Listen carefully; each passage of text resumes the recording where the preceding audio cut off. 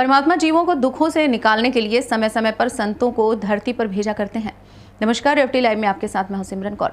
इस धरती पर अवतरित परमात्मा के तद्रूप जीवों के दुख को हारने वाले, सुख शांति दिलाने वाले इस समय मनुष्य शरीर में मौजूद पूरे संत सदगुरु बाबा उमाकांत जी महाराज ने 27 अक्टूबर 2021 को देवास मध्य प्रदेश में दिए व यूट्यूब चैनल जय गुरुदेव यूकेएम पर प्रसारित संदेश में बताया कि देखो प्रेमियों, यह दुखों का संसार है, किसी भी चीज में यहाँ सुख नहीं है। इसलिए महापुरुष समझाने बताने के लिए समय समय पर आते रहते हैं।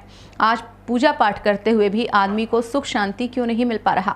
क्योंकि पूजा पाठ कबूल नहीं हो रही। इस शरीर में मुर्दा मांस शराब डाल दिया तो कितनी भी पूजा करोगे कबूल नहीं होगी।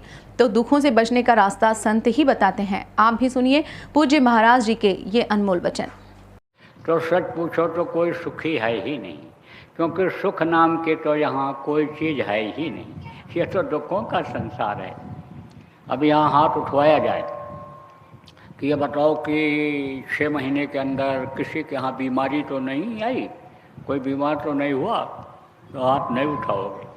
कह दिया जाए 6 महीने के अंदर आप बताओ आपके यहाँ कोई लड़ाई झगड़ा घर में तो नहीं हुआ, तो हाथ नहीं उठाओगे। और कुछ घर तो इसी में हैं जिस घर में बीमारी बनी ही रहती है, रोज़ झगड़ा होता है, रोज़ झगड़ा होता है। और आप लोग बुद्धिजीवी लोग जो बैठे हुए हो, चैलेंज करो तो मैं बता दूंगा, 10, 20, 25 को बता दूंगा, रोज़ झगड़ा होता है। बूढ़े न लड़ें, लड़के न लड़ें, बूढ़े न लड़ें, जवान न लड़ें, तो लड़के ही एक दूसरे लड़के का बाल गाल नोचते रहते हैं, ची पूं लगा रहता है।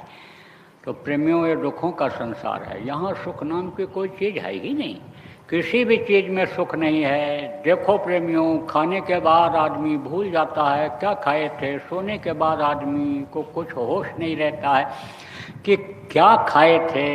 ये भूल और भ्रम जैसा मैंने बताया उसका ये देश है। आँख से देख लेते हैं, देखते देखते आनंद आता है, बस उसके बाद आगे बढ़ जाते हैं। कान से सुन लेते, थोड़ी देर के लिए आनंद आ गया, ऐसे ही आप ये समझो अस्थाई यहाँ कोई चीज़ है ही नहीं।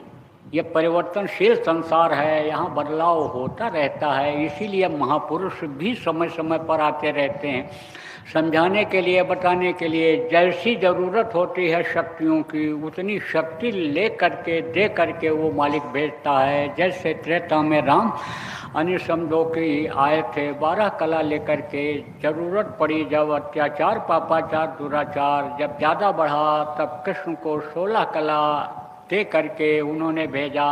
और समझो जब कलयुग आया तो कलयुग में लोगों के कर्म खराब हो गए, बहुत ही कर्म लोगों के खराब होने लग गए। भूल गए धर्म कर्म को, भूल गए पिता पुत्र के रिश्ते को, माँ बेटे के रिश्ते को भूल गए लोगों का। जब ये मानव मंदिर गंदा हो गया, पूजा उपासना कबूल नहीं हुई, तो सज़ा मिलने लग गई। आपको मैं बताऊं, मंदिर यानी आप बनाते हो, उसके अंदर कोई ले जाए मुर्दा मांस डाल दे तो पूजा करोगे?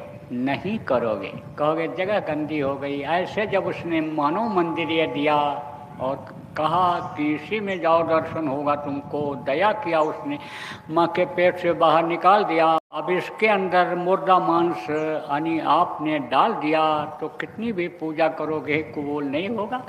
तो अब आप ये समझो प्रेमियों, पूजा पाठ और ये सब करते हुए भी आदमी को सुख नहीं मिल पा रहा है। तो उसका क्या कारण है? कारण यही है कि कबूल नहीं हो रहा है, कबूल नहीं हो रहा है, पूजा पाठ कबूल नहीं हो रहा है।